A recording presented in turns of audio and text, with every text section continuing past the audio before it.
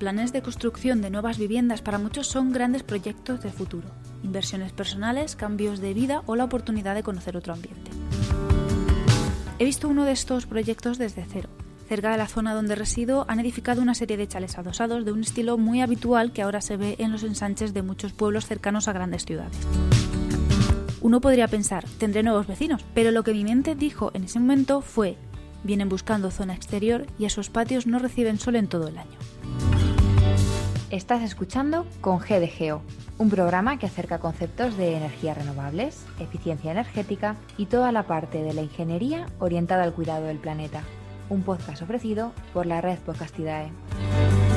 Un episodio que refleja el valor de las diferentes orientaciones de los edificios no tenía por menos que contar con un patrocinador a la altura. Este episodio cuenta con el apoyo en exclusiva de la Facultad de Ingeniería de TEC, la Universidad Tecnológica, la mayor universidad privada que ofrece multitud de titulaciones técnicas en modalidad 100% online.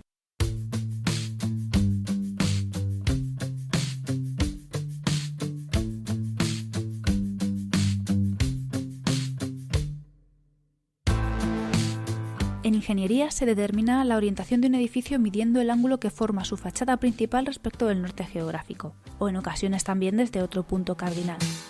De esta forma se conocerá la dirección o orientación de cada una de sus fachadas. El dato de la orientación se emplea como una variable más para el diseño de un edificio, siendo también uno de los parámetros empleados en el estudio de la eficiencia energética del conjunto del edificio. Su conocimiento permitirá plantear una primera base a la hora de conocer las futuras afecciones que tendrá la radiación solar debido a la cambiante posición aparente del Sol. De igual forma que se conoce la trayectoria del Sol, salida por el este y ocultación por el oeste, y junto con el dato que nos aportará la orientación de la fachada principal de un edificio o conjunto de edificios, se conocerá en todo momento el nivel de luz y de radiación solar incidente en cualquier fachada del edificio. Otro parámetro relacionado con la orientación es la latitud del lugar o la altura angular respecto de la línea del ecuador terrestre, que ejerce un papel fundamental también en el nivel de incidencia de radiación solar. La latitud es un dato a tener en cuenta, dependiendo de ella, en un mismo momento del año, el impacto de la radiación solar en fachadas de orientaciones similares son muy diferentes según la latitud en la que se encuentren. A efectos de edificación, en la mayoría de las localizaciones del planeta se cuenta con una orientación preferente. Se consideran óptimas el conjunto de orientaciones que reciben una mayor cantidad de radiación solar a lo largo del día, o por lo menos orientaciones receptoras de radiación sin que ésta suponga una excesiva molestia. Podría pensarse que no son condiciones idóneas para los meses de verano, pero como ya he comentado en otros episodios, del sol o de la luz natural siempre nos podremos proteger mediante toldos, voladizos u otros elementos, pero este defecto de luz natural no se puede forzar de ninguna otra forma. En eficiencia energética, el sol se emplea como una fuente de energía y es necesario aprovechar al máximo esta herramienta. Así, de forma orientativa se puede afirmar que las mejores orientaciones de fachada para el hemisferio norte son hacia el sur. Esto permitirá una mayor captación de horas de sol durante todo el año. Para los meses de verano se puede concretar una orientación enfocada más hacia el sureste, ya no tanto para aprovechar la hora de salida del sol, sino más bien lo contrario, evitar que la incidencia directa en las últimas horas de sol aumente la temperatura que ha acumulado el edificio tras todo el día. Para invierno, en un principio, podría considerarse más adecuada una orientación sur más hacia el oeste, para precisamente aprovechar esas últimas horas de luz antes de la noche. Pero en invierno se busca el efecto contrario al citado. Se busca la captación solar cuanto antes tras las frías horas de la noche. Las mismas razones explican el beneficio de las orientaciones norte si hablamos de localizaciones en el hemisferio sur, también dando preferencia al este respecto al oeste. ¿Pero qué ocurre si invertimos posiciones? ¿Qué ocurre con orientaciones norte en el hemisferio norte y orientaciones sur en el hemisferio sur? Estas situaciones pueden aportar ligeros beneficios como una iluminación homogénea y sin incidencia directa del sol en interiores, una cosa muy práctica en lugares de trabajo, por ejemplo. También es una buena opción en climas secos y excesivamente cálidos. Para estudios en los que el uso de la energía solar es fundamental, el conocer la posición del Sol es casi el dato de partida que se necesita para establecer el nivel de incidencia a la hora de planificar, por ejemplo, la posición correcta de paneles fotovoltaicos. El juego con la posición del Sol es toda una ciencia para los proyectos de edificación y siempre habrá que tener presente que esta variación de altura es también estacional.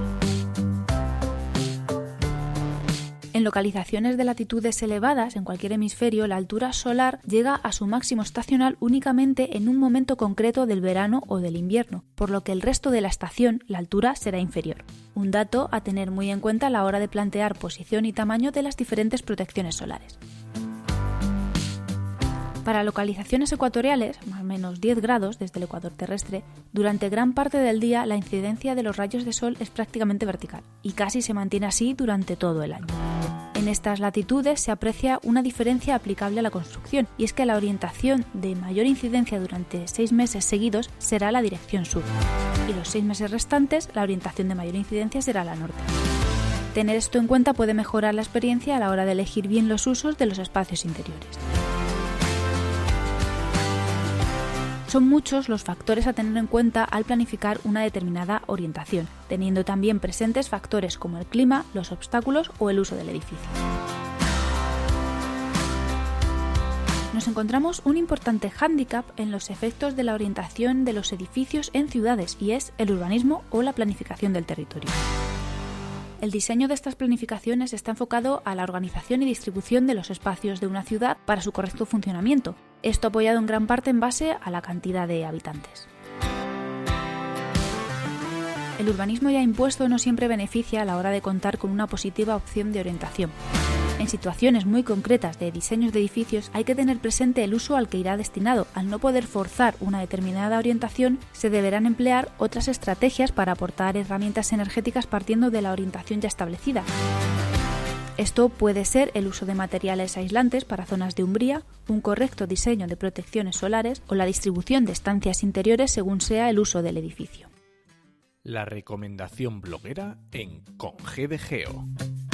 Para no perder el norte y establecer la orientación en una cartografía, tenemos la conocida rosa de los vientos o rosa náutica.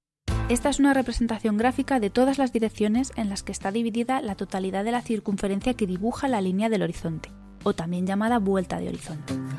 Recibe este nombre por marcar las direcciones de los vientos predominantes. Su dibujo recuerda al de una estrella de 32 puntas. Esto le da un acabado de forma circular. Estas 32 esquinas están representadas por afiladas terminaciones del mismo número de rombos y que señalan idéntico número de direcciones o rumbos en su denominación náutica. Estas puntas con tamaños y colores diferentes están identificadas de forma distinta, podría decirse que por niveles, dando más protagonismo a las direcciones dominantes. Una completa historia sobre la evolución que ha tenido este iconográfico en nuestras cartografías os dejo en la recomendación bloguera de hoy. Desde el blog hisandbeers.com, la rosa de los vientos en nuestros mapas. Enlace y referencias como siempre en las notas del programa. Que este contenido haya llegado hasta vuestros reproductores ha sido posible gracias al patrocinio de la Facultad de Ingeniería de la Universidad Tech, la mayor universidad tecnológica online. Podéis visitar su web testitus.com/ingeniería y sus páginas de redes que figuran en las notas de este episodio. Yo soy Ana y esto ha sido Con G de Geo. Tendremos una nueva entrega dentro de 2 lunes y mientras esperamos, como siempre, nos vemos en redes tras la etiqueta Con G de Geo, en el blog congdegeo.wordpress.com y con los contactos de la web podcastidae.com/congdegeo. Muchas gracias por seguir al otro lado del audio y hasta pronto.